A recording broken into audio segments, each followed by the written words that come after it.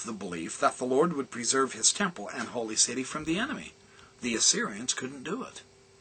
And they were far greater than the Babylonians or the Egyptians. At that day, they were the big empire, and they couldn't wipe out Jerusalem. See, this is the heritage that Lehi and his family had. This is their history that they understood. The fourth thing is the city of Jerusalem was fortified, and it was prepared for a siege. It wasn't just out there in the open. It had been fortified. Hezekiah had heavily fortified the city against the Assyrian siege in 701 BC with massive walls and towers. And we read that about in 2 Chronicles 32, 2 through 8. And he had even prepared a water source inside the city that could last for years, right there in Jerusalem. That's the famous Hezekiah's Tunnel. So they could endure large seas. That's 2 Kings 20:20 and 2 Chronicles 32, verse 4 and verse 30. So the inhabitants of Jerusalem believed that they could endure a long siege brought on them by their seemingly impregnable walls. And the recent reforms of Josiah, now the reforms of Josiah happened from 640 to 609 BC. What he had done in the people of Jerusalem's eyes, for the most part, is Josiah had cleansed the temple and led his people in a ceremony of covenant renewal. That's 2 Kings 22 and 23, the two chapters. So it had given certain people of Judah an undue sense of self and community righteousness that they believed would surely preserve them from any threatened destruction. Now you see how Laman and Lemuel's murmuring against Lehi begins to make sense, because they believed part of this. You see, we have banded together as a righteous group. And finally what they had was the assurances were given by false prophets, and they promised Jerusalem and its inhabitants peace, safety, and preservation from the enemy instead of the destruction and the exile prophesied by Jeremiah and Lehi. So these false assurances were readily accepted by many, since they were the words that they wanted to hear. And that makes sense with Laman and Lemuel also. So these verses in our Book of Mormon provide one model of how the spiritually hardened react to the Word of God.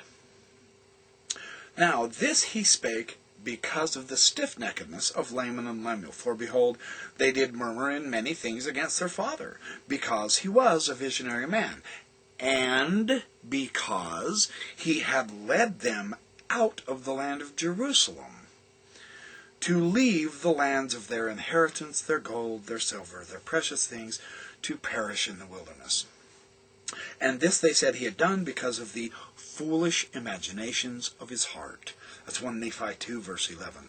Well, Laman and Lemuel, they had clearly heard and they had understood the fact of their father's preaching, and they intellectually understand the importance of their father's preaching. They do get that in their head, but their hearts hardened. They refuse to believe that the words have any validity. They understand the intellectual content. They don't get the spiritual content. They denounce the messenger. They make fun of him. Oh, a visionary man. They later accuse Nephi of being the same way. That's interesting. And this is their way of demeaning the message. And of course they're going to demean the message because they're believers in Jerusalem and the Reform. The safety of the city, not the danger of the wilderness. So, Lehi, as a dreamer, literally a visionary man, the difficulty in interpreting dreams, however, makes it easier to resist their meaning. And that's true too. So, they interpret his requirement to abandon their land and wealth as foolhardy. Of course. What else can their reaction be if they believe in the reforms of Josiah? There is no other reaction possible for them. As evidence of mental instability, in fact. They really think he's lost it. They dismiss Lehi's visions as the foolish imaginations of his heart. Now, in recording this event, Nephi keeps events in their chronological order here. To this point in the narrative of Lehi's family, the textual focus is on Lehi, and on his actions. Nephi interjects himself in the narrative only in his introduction and a few comments. He is an observer of the action. He's not an important actor at this point. The discussion is between Lehi and his eldest sons through the first chapter and much of the second chapter, because Nephi is abridging the record of his father, Lehi. In the next few verses, that changes. Now we begin to see the focus that Nephi shifts from Lehi to himself in his own ministry. He uses the first person from this point on because the account is his own creation. And because Nephi is describing his father's ministry, he correctly emphasizes Lehi's actions in the valley of Lemuel. However, after that exhortation, Nephi comments on his brother's character. This is Nephi's explanation, in other words. And his explanation of their sins only elaborates the reasons for Lehi's particular exhortations to them, but it also serves as a crucial background to his own emergence as an actor in the narrative. So this is interesting how Nephi set this entire situation up and described. But this idea, this theme, I find in my reading of the Book of Mormon now to be helpful. So I believe it has some merit to at least keep in the back of our minds to understand how this type of vehement hatred can exist for centuries. We see it in our day also between the various religions. Unfortunately, it's caused hatred. We're trying hard not to cause that.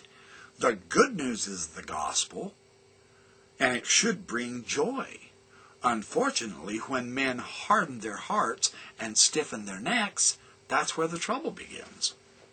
So I hope this helps you understand how the second chapter is carrying the narrative along, and we've seen Lehi's actions in the first chapter, and because of his visions and religious understanding, he has become a prophet, he's preached, his life is threatened, and therefore, in the second chapter, he takes his family and departs. And why this causes a dissension in the family is because of the recent scholarship, within my lifetime anyway, on the implications of the reforms of King Josiah. And Raphael Patai has discussed that, Margaret Barker has discussed that, Brant Gardner has, Kevin Christensen. So this theme, not explicitly in the Book of Mormon, but if we understand its background, can help us appreciate that the actual psychology of several Book of Mormon characters and how they react, interact, and butt heads, it makes sense. It really does make sense. So that's what I wanted to share with you on this particular set of videos on the Book of Mormon commentary. More to come. Don't go away.